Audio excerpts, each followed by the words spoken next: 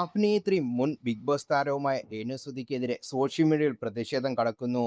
സബ്സ്ക്രിപ്ഷനിലൂടെ രേണു പങ്കുവച്ച അശ്ലീല വീഡിയോകൾ ലീക്കായതോടാണ് അമ്മമാർ അടക്കം രേണുവിനെതിരെ പ്രതികരിച്ചു തുടങ്ങിയത്. സബ്സ്ക്രിപ്ഷൻ വഴി മാസം ലക്ഷങ്ങളാണ് രേണുവിന്റെ വരുമാനം. കലാകാരനായ കൊല്ലം സുധിയുടെ വിധവ എന്ന രീതിയിലായിരുന്നു ഇതുവരെ രേണുവിനെ ജനങ്ങൾ പരിഗണിച്ചതും സഹായിച്ചിരുന്നതും. എന്നാൽ കഴിഞ്ഞ കുറച്ച് നാളുകളായി രേണുവിന്റെ ജീവിതത്തിൽ വന്ന മാറ്റങ്ങളും പ്രതികരണങ്ങളും വിമർശനത്തിന് കാരണമാകുന്നു. ഇപ്പോഴിതാ സബ്സ്ക്രിപ്ഷൻ വഴി രേണു ചെയ്യുന്ന മാന്യമില്ലാത്ത പ്രവൃത്തികളെ വിമർശിച്ച് ഫേസ്ബുക്കുകൾ കുറച്ച് കുറിപ്പാണ് ശ്രദ്ധ നേടുന്നത്.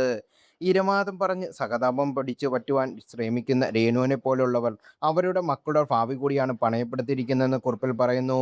സഫിയുടെ എല്ലാ അതിർവരമ്പുകളും ലംഘിച്ചുകൊണ്ട് സബ്സ്ക്രിപ്ഷൻ എന്ന ഓമനപ്പേരിൽ അശ്ലീലം വിൽക്കുന്ന ഒരു സംസ്കാരം നമ്മുടെ നാട്ടിൽ പടരുകയാണ്. ഇതിൽ ഏറ്റവും പുതിയ ഉദാഹരണമാണ് രേണുസുതി എന്ന സോഷ്യൽ മീഡിയ ഇൻഫ്ലുവൻസറിനെതിരെ ഉയരുന്ന ജനദോഷം. വ്യക്തികളുടെ തെറ്റായ പ്രവണത മാത്രമല്ല, മറിച്ച് ഒരു കുടുംബം മുഴുവൻ ഈ അധർമ്മത്തിന് കൂട്ടുനിൽക്കുന്നു എന്ന് ഞെട്ടിക്കുന്ന സത്യമാണ്.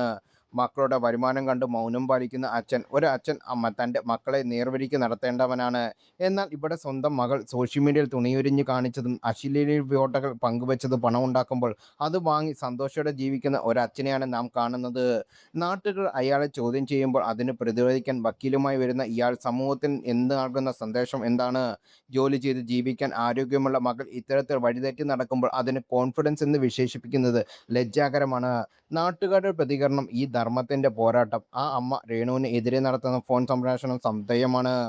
ഒരു നാട്ടിലെ ജനങ്ങൾ മുഴുവൻ ആ കുടുംബത്തിന് വീട് വെക്കാൻ സഹായിച്ചത് അവിടെ ഇത്തരം അനാശാസ്യ പ്രവർത്തനങ്ങൾ നടത്താനല്ല.